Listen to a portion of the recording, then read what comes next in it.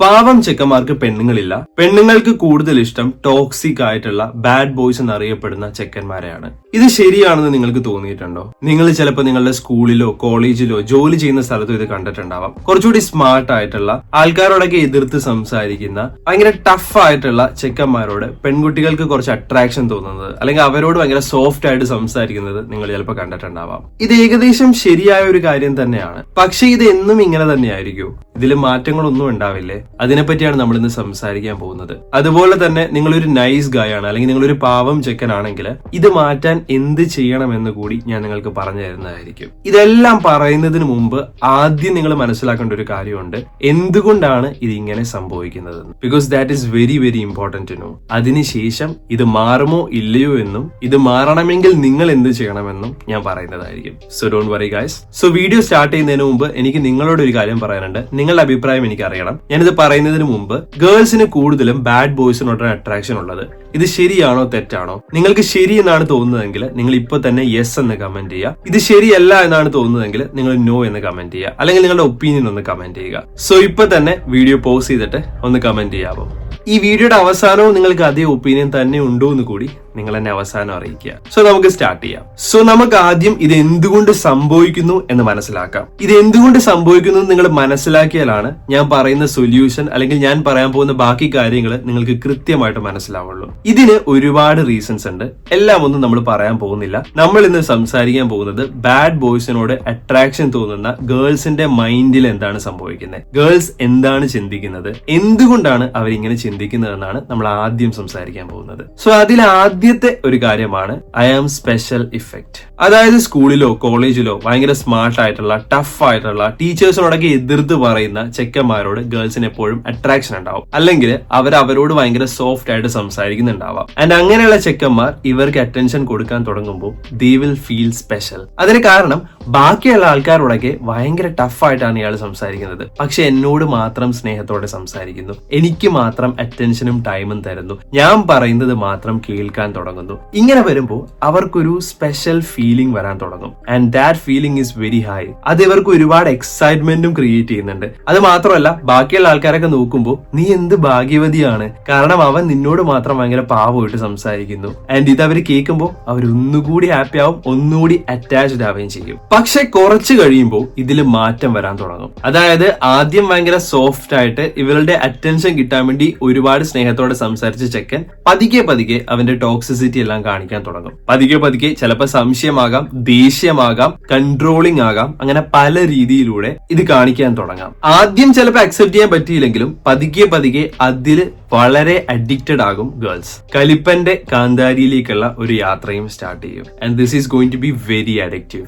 ഇതിൽ നിന്ന് ഇറങ്ങുക എന്നുള്ളത് വളരെ കഷ്ടപ്പാടുള്ള ഒരു കാര്യവുമായിരിക്കും. അത് എന്തുകൊണ്ടാണ് എന്ന് ഞാൻ പറയാം. അതിനു മുമ്പ് പിന്നീട് ഉണ്ടാകുന്ന വേറൊരു സംഭവമാണ് ഏഞ്ചൽ ആൻഡ് ഡെവൽ. അതായത് ചെകുത്താനെ നന്നാക്കാൻ ശ്രമിക്കുന്ന മാലാഖ വിചാരിക്കുന്നത് ചെകുത്താൻ എന്തെങ്കിലും നന്നാകും, അതുകൊണ്ട് ഞാൻ പുറകെ നടന്ന് ചെകുത്താനെ നന്നാക്കുക, അതാണ് എന്റെ ടാസ്ക് എന്നാണ്. And that is going to be very interesting, not boring. ശ്രദ്ധിച്ചു കേട്ടോ, ഇതിനെപ്പറ്റി ഞാൻ പറയാം. ആദ്യം തന്നെ ഈ പെൺകുട്ടിയുടെ മനസ്സിൽ എപ്പോഴും ഇങ്ങനെയായിരിക്കും. ചില സമയത്ത് ചെക്കൻ അധികം സ്നേഹം കാണിക്കാത്ത സമയത്ത്, അല്ലെങ്കിൽ ഭയങ്കര ദേഷ്യമൊക്കെ കാണിക്കുമ്പോഴും ഈ പെൺകുട്ടി ആദ്യം ചിന്തിക്കാൻ പോകുന്നത്, അല്ലെങ്കിൽ മനസ്സിൽ സ്വയം ന്യായീകരിക്കാൻ പോകുന്നത് ഇങ്ങനെയാണ്: അവനെ ആരും സ്നേഹിക്കേണ്ട രീതിയിൽ സ്നേഹിച്ചിട്ടില്ല, അതുകൊണ്ടാണ് അവന് കിട്ടേണ്ട സ്നേഹം കിട്ടുമ്പോൾ അവൻ ഓക്കെ ആവും. ഞാൻ ഒരിക്കലും അവന് വിട്ടുപോകാൻ പാടില്ല, ഞാൻ അവനെ സ്നേഹിക്കണം, സ്നേഹം കൊടുത്തുകൊണ്ടേയിരിക്കണം, അപ്പൊ അവൻ ഓക്കെ ആകും. ആൻഡ് അത് മാത്രമല്ല, ബാക്കിയുള്ളവരുടെ അടുത്ത് പോലെ അല്ല, എന്റെ അടുത്ത് വളരെ ഡിഫറെന്റ് ആയിട്ടും എന്നെ വളരെ സ്പെഷ്യൽ ആയിട്ടാണ് ട്രീറ്റ് ചെയ്യുന്നത്, അതിനർത്ഥം അവൻ എന്നെ ഒരുപാട് ഇഷ്ടമാണെന്നാണ്. ഇങ്ങനെ ഒരുപാട് തോട്ടും ജസ്റ്റിഫിക്കേഷൻസും എപ്പോഴും അവരുടെ മനസ്സിലുണ്ടാവും. ആൻഡ് അവരെ നന്നാക്കാൻ ഇവർ ഒരുപാട് ശ്രമിച്ചുകൊണ്ടിരിക്കും. പക്ഷെ കുറെ ശ്രമിച്ചിട്ടും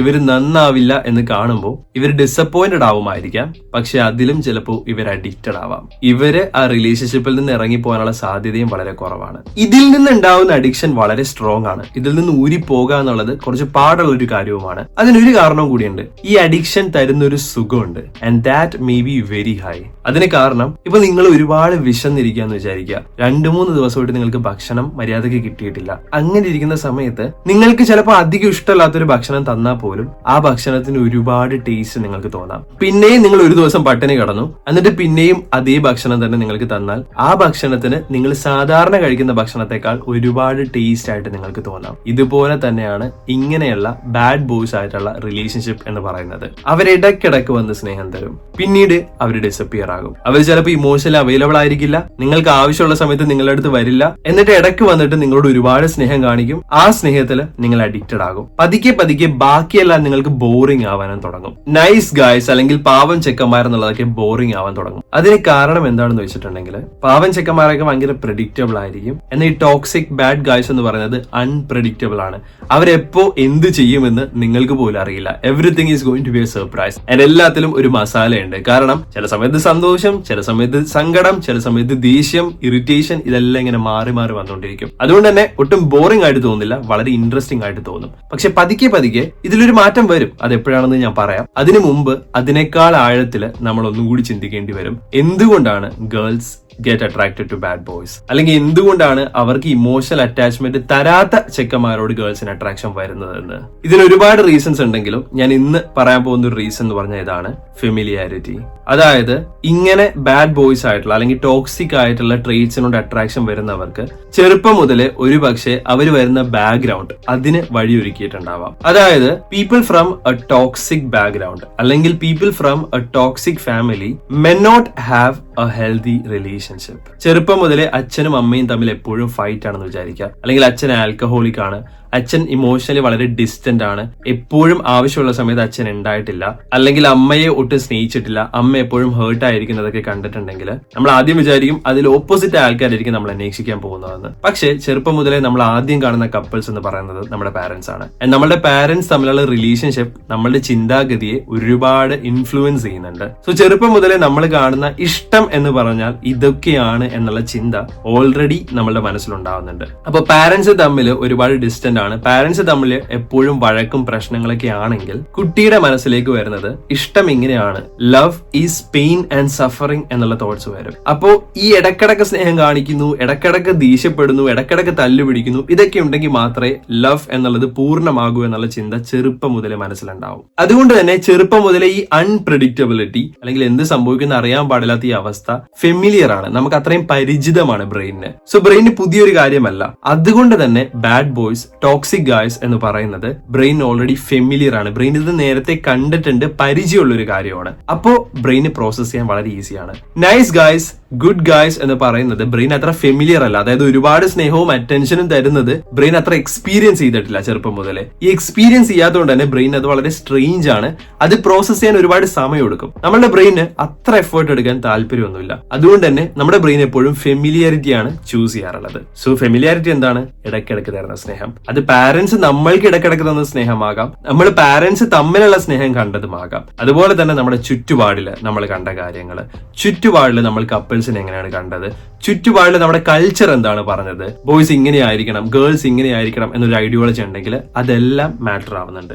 ഇനി ഇതില് ഒരു മാറ്റം സംഭവിക്കും എന്നുള്ളതാണ് ഞാൻ പറയാൻ പോകുന്നത്. അതെപ്പോഴാണെന്ന് അറിയോ? ഒരു 25 വയസ്സിനൊക്കെ ശേഷം നമ്മുടെ ബ്രെയിൻ ഡെവലപ്മെന്റിൽ ഒരുപാട് മാറ്റങ്ങൾ സംഭവിക്കാൻ തുടങ്ങും. പ്രീ ഫ്രണ്ടൽ കോർട്ടെക്സ് എന്നുള്ള, അതായത് നമ്മൾ ലോജിക് ആയിട്ട് ചിന്തിക്കുന്ന ബ്രെയിന്റെ ഭാഗമൊക്കെ ഫുള്ളി ഡെവലപ്പ് ആകുന്നത് ഒരു 25 വയസ്സൊക്കെ ആവുമ്പോഴാണ്. സോ ഒരു 25 വയസ്സൊക്കെ കഴിയുമ്പോൾ, നമ്മൾ കുറച്ചുകൂടി എക്സ്പീരിയൻസ്ഡ് ആയി കഴിയുമ്പോൾ, ആ സമയത്ത് നമ്മൾ എല്ലാ മനുഷ്യരുടെയും ചിന്താഗതിയിലും മാറ്റങ്ങൾ വരാൻ തുടങ്ങും. അങ്ങനെ വരുമ്പോൾ ഗേൾസിന്റെ പ്രിഫറൻസ് മാറാൻ തുടങ്ങും. നിങ്ങൾ ചിലപ്പോൾ ഒരുപാട് കേസുകൾ കണ്ടിട്ടുണ്ടാവും, അല്ലെങ്കിൽ കഥകൾ കേട്ടിട്ടുണ്ടാവാം. സ്നേഹിച്ച ആളെ ആയിരിക്കില്ല ചില സമയത്ത് ഗേൾസ് കല്യാണം കഴിക്കുന്നത്. ഗേൾസ് കല്യാണം കഴിക്കുമ്പോൾ അവർ കൂടുതലും പ്രിഫർ ചെയ്യാൻ പോകുന്നത് സെക്യൂരിറ്റി ആൻഡ് സേഫ്റ്റി ആണ്. അവരുടെ കൂടെ നിൽക്കുന്ന, അവരെ സപ്പോർട്ട് ചെയ്യുന്ന, ലൈഫ് ലോങ് അവരുടെ കൂടെ നിൽക്കുമെന്ന് ഉറപ്പുള്ള ഇമോഷണൽ അറ്റാച്ച്മെന്റ് തരുന്ന ആൾക്കാരോടായിരിക്കും ഗേൾസിന് കല്യാണം കഴിക്കാനുള്ള ഫീലിംഗ് ഉണ്ടാവും. പക്ഷെ ഒരു ടീനേജ് മുതൽ ഒരു 25 അല്ലെങ്കിൽ ആ ഒരു ഏജ് വരെയൊക്കെ ഗേൾസിന് കൂടുതലും അട്രാക്ഷൻ വരാൻ പോകുന്നത് അവരുടെ അടുത്ത് അത്ര ഇമോഷണലി അവൈലബിൾ അല്ലാത്ത പാർട്ട്നേഴ്സിനോടായിരിക്കും.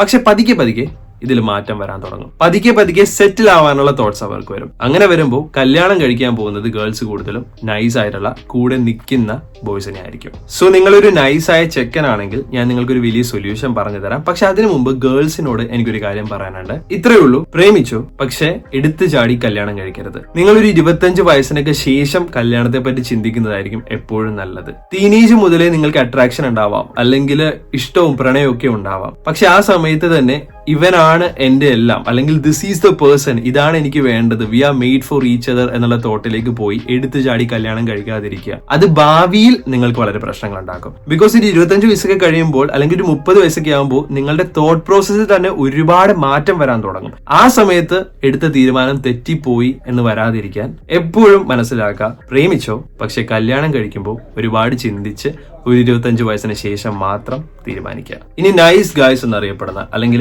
പാവം ചെക്കന്മാരായ ആൾക്കാരോട് എനിക്ക് പറയാനുള്ളത് ഇത്രയേ ഉള്ളൂ. നിങ്ങൾ ഒരിക്കലും ടോക്സിക് ആവേണ്ട ആവശ്യമൊന്നുമില്ല. ഇപ്പോൾ ഡ്രാഗൺ സിനിമയിലൊക്കെ കാണുന്നത് പോലെ എനിക്ക് ടോക്സിക് ആയ ചെക്കനെ അല്ലെങ്കിൽ ബാഡ് ബോയ്സിനെ ഇഷ്ടം എന്ന് പറയുമ്പോൾ തന്നെ നിങ്ങൾ ബാഡ് ബോയ് ആകേണ്ട ആവശ്യമൊന്നുമില്ല.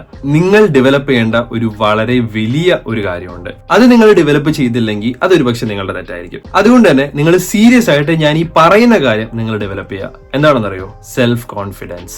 Self confidence and communication skill എന്ന് പറയുന്ന ഈ കാര്യങ്ങൾ നിങ്ങൾ ഡെവലപ്പ് ചെയ്തില്ലെങ്കിൽ അത് നിങ്ങൾക്ക് തന്നെ വളരെ നെഗറ്റീവായിട്ട് എഫക്ട് ചെയ്യും. Understand, confidence is equal to attractiveness. നിങ്ങൾ ടോക്സിക് ആവേണ്ട ആവശ്യമില്ല. Confidence is like a magnet. Confidence ആണ് ആൾക്കാരെ നമ്മളിലേക്ക് അട്രാക്ട് ചെയ്യുന്നത്. അതുകൊണ്ട് തന്നെ നിങ്ങൾ നിങ്ങളുടെ കോൺഫിഡൻസ് ഡെവലപ്പ് ചെയ്യുകയാണെങ്കിൽ, നല്ലൊരു കമ്മ്യൂണിക്കേഷൻ സ്കിൽ നിങ്ങൾ ഡെവലപ്പ് ചെയ്യുകയാണെങ്കിൽ ഉറപ്പായിട്ടും ആൾക്കാർ നിങ്ങളിലേക്ക് ഓട്ടോമാറ്റിക്കലി അട്രാക്റ്റഡ് ആവും. ആൻഡ് ഉറപ്പായിട്ടും you will have a happy life. You may not be blaming. എപ്പോഴും നിങ്ങളുടെ മനസ്സിൽ നിങ്ങൾ നെഗറ്റീവ് തോട്ട്സോ അല്ലെങ്കിൽ നിങ്ങൾ നിങ്ങളെ ബ്ലെയിം ചെയ്യില്ല. ഇന്ന് മനസ്സിലാക്കുക, ഇനി നിങ്ങൾ ഇത് മാറ്റിയില്ലെങ്കിൽ നിങ്ങളുടെ ആയിരിക്കും മിസ്റ്റേക്ക്. കാരണം നിങ്ങൾക്ക് അറിയാം ഇനി നിങ്ങൾ എന്താ ചെയ്യേണ്ടതെന്ന്. നിങ്ങൾ ചെയ്യേണ്ടത് ഇത്ര മാത്രമാണ്: സെൽഫ് കോൺഫിഡൻസ് കൂട്ടുക, അതുപോലെ തന്നെ കമ്മ്യൂണിക്കേഷൻ സ്കിൽ ഡെവലപ്പ് ചെയ്യുക. സോ എന്ത് ചെയ്യാം?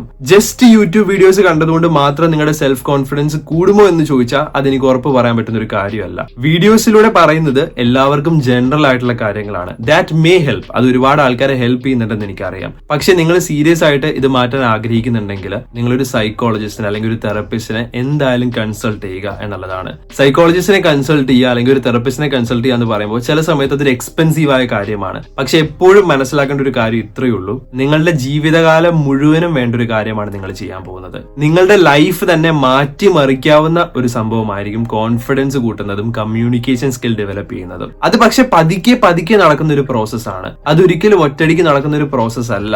ഇതുകൊണ്ട് തന്നെ നിങ്ങൾ ഓർത്തിരിക്കുക, നിങ്ങളുടെ ലൈഫിന് വേണ്ടി എന്തെങ്കിലും മാറ്റം നിങ്ങൾ ആഗ്രഹിക്കുന്നുണ്ടെങ്കിൽ നിങ്ങളൊരു സൈക്കോളജിസ്റ്റിനെ ഓൺലൈനായിട്ടോ ഓഫ്ലൈൻ ആയിട്ടോ കാണുക. എന്നിട്ട് ഇതിന് വേണ്ടി ഇപ്പോഴേ നിങ്ങൾ സ്റ്റാർട്ട് ചെയ്യുക. ഇപ്പൊ നിങ്ങൾ സ്റ്റാർട്ട് ചെയ്താൽ ഒരുപാട് വൈകാതെ തന്നെ നിങ്ങൾക്ക് ഒരുപാട് മാറ്റങ്ങൾ കൊണ്ടുവരാൻ പറ്റും. ദിവസം പോകും തോറും it is going to be more late. So keep this in your mind. Self confidence ഉണ്ടെങ്കിൽ that is like a magnet. That will attract many people to you. So nice guy ആണ്, ഞാൻ പാവമാണ്, ഞാൻ പാവമായതുകൊണ്ടാണ് ആൾക്കാർ എൻ്റെ അടുത്ത് വരാത്തത് എന്ന് പറയുന്നതിലും ഭേദം പാവമാകുന്നത് വളരെ നല്ലൊരു കാര്യമാണ്. പാവമാകുന്ന ആ ഒരു ട്രീറ്റ് ആൾക്കാരെ അട്രാക്ട് ചെയ്യും. പക്ഷെ അതിന്റെ കൂടെ നിങ്ങൾക്ക് വേണ്ട ഒരു കാര്യമാണ് confidence and communication skill. So please develop it brothers. Okay guys, so നിങ്ങളുടെ അഭിപ്രായം എനിക്ക് അറിയണം. നിങ്ങൾ യെസും നോയും നേരത്തെ ടൈപ്പ് ചെയ്തിട്ടുണ്ടെന്ന് ഞാൻ വിശ്വസിക്കുന്നു. ഇല്ലെങ്കിലും ഇപ്പോ നിങ്ങളുടെ അഭിപ്രായം നിങ്ങൾ എന്നോട് പറയുക. ഇത്രയും കേട്ടു, ഇതിൽ ഞാൻ പറയാത്ത കാര്യങ്ങൾ എന്താണ്? ഞാൻ പറഞ്ഞ കാര്യത്തിൽ നിങ്ങൾക്ക് എന്തെങ്കിലും എതിർപ്പുണ്ടെങ്കിൽ അത് നിങ്ങൾക്ക് കമന്റ് ചെയ്യാം. ഞാനും കൂടെ പറ്റുന്ന രീതിയിലെല്ലാം ഞാൻ കമന്റിന് റിപ്ലൈ തരാൻ ശ്രമിക്കാം. ഞാൻ എല്ലാ കമന്റുകളും വായിക്കാൻ ശ്രമിക്കാറുണ്ട്. സോ എന്തായാലും നിങ്ങളുടെ അഭിപ്രായം പറയാം. നമുക്ക് അടുത്ത വീഡിയോയിൽ കാണാം. അതുവരെ ബൈ.